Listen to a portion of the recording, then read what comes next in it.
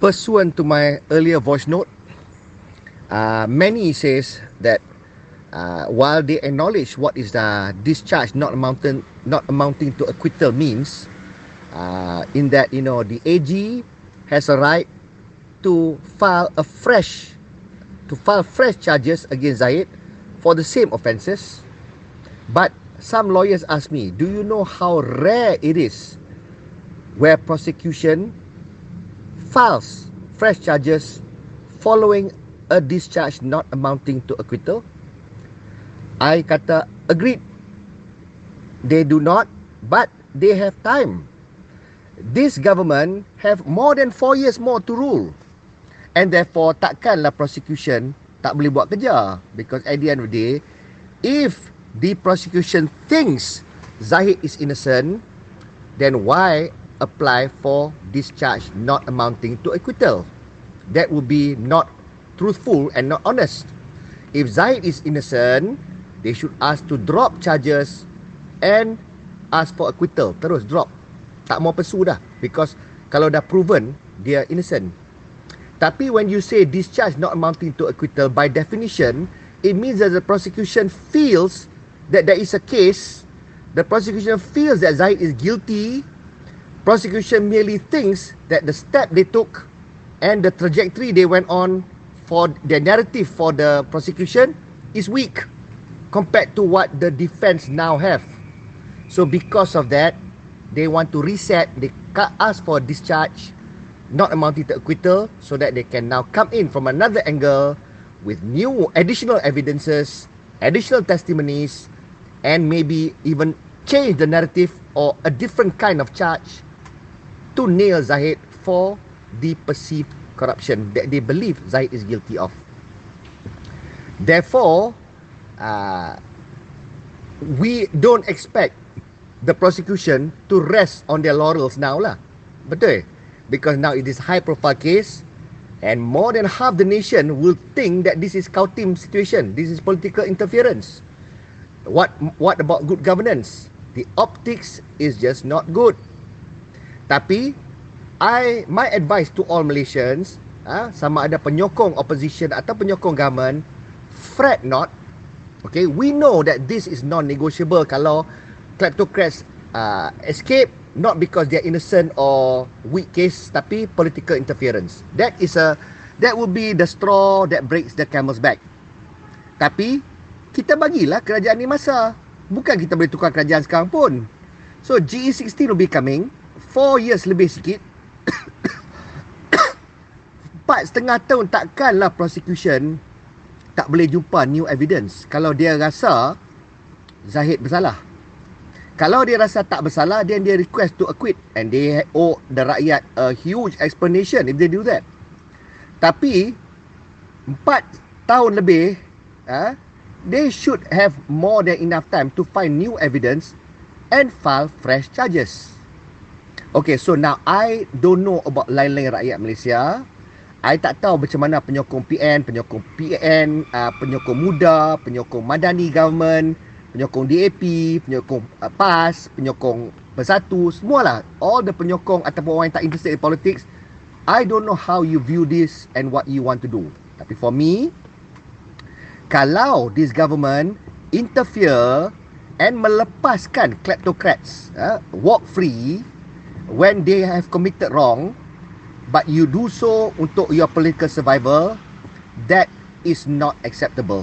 That will be the straw that breaks the camel's back. That is the red line crossed. And I will desire an immediate change of government because I did not vote for a government that does not uphold the rule of law. Tapi I tak mau tuduh apa, I don't know. Because at the end of the day, AG ada dia punya own strategy. Tapi like I said lah, kalau it's about tak cukup evidence, seperti yang Akram Garit tu kata, not enough evidence, then find the evidence and you ought to file charges before the next GE. To me, that's the deadline. Because kalau GE16 you file fresh charges, then kita Malaysians semua, tak kisah kita penyokong mana pun, we must ensure a change of government. Because when there is a change of government, that is the only way we can test the case. Maknanya the new government can choose a new AG, can have new set of people, they have new political masters, and therefore PN government definitely will want to go after their nemesis, Zahid Hamidi. So kalau ada case, it's got to go to the court, and I believe on the independence of the court. So it will go to court, and I can trust the replacement government will ensure that fresh charges is charged against Zahid. Memang boleh pun, because it's discharge not amounting to acquittal.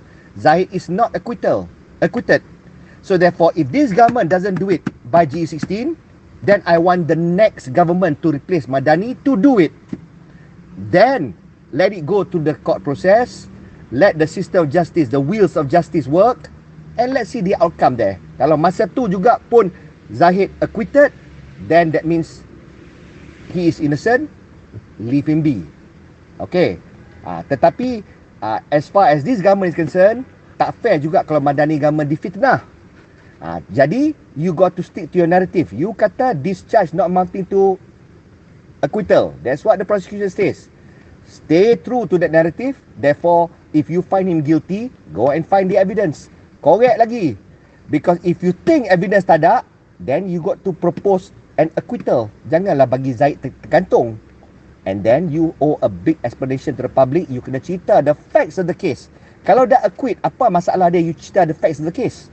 You owe an explanation to the rakyat. Because rakyat voted for a government that was going to go after corruption. Tapi because of the Hang's parliament situation, PH had to work with the Kleptocratic Party. Tapi kalau if it means that working kena ada tit for tat, ada counting punya arrangement, that's a no-go, and we will require a new government to take over to file that fresh charges. To me, nothing is negotiable if it means the kleptocrats yang dah sakau duit kita walk free. That is a no-no. And I hope my message yang pada PMX tu sampai, and an explanation is owed to the public on what the prosecution plans to do next. I cannot understand why Malaysians are fretting at the discharge not amounting to acquittal as like it's the end of the world. No. Discharge not amounting to acquittal is exactly what it is. The AG can file fresh charges. Okay, but of course the question is, will the AG selalu tak buat? Tapi tak apalah. This can now be the election manifesto of the next government. The next government can say, when we become government, Zahid will be charged again because it's DNAA kan? So therefore, we will install a new AG, and kalau the opposition assert yang Zahid is guilty, therefore there should be evidence. Therefore, it should not be a problem for a new AG under the rule of the new government to charge Zahid. Tapi kalau you hire new AG pun, you tak boleh dapat evidence to charge Zahid, then shut up lah. Maknanya, you tak boleh prove Zahid salah pun. So, you nak blame government ni untuk apa? So, very simply, let this government serve lah until dia punya full term. G16, kalau tak ada fresh charges, they can't do it. Let the new party yang bagi manifesto to say that they will charge Zahid. They will charge all those yang already discharged, not amounting to acquittal, but until now tak ada fresh charges by the AG. Kata they will get competent set of prosecution team, and they will deliver. They will charge afresh and secure convictions to prove the guilt of all those charged. Then, by doing that, then you showcase lah the incompetence and the corruption of the Madani government. So, very easy. Jadi, kita tak payah nak worry, because the minute is DNAA is not acquitted yet, the door is still open. Zahid is not, he walks free for now, but he's not off the hook. So, tunggulah.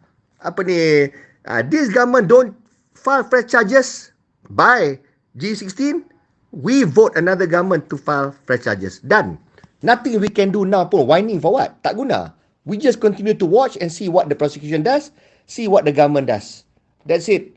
We can call the bluff of this Madani government kalau they're bluffing, by GE16. Enough said.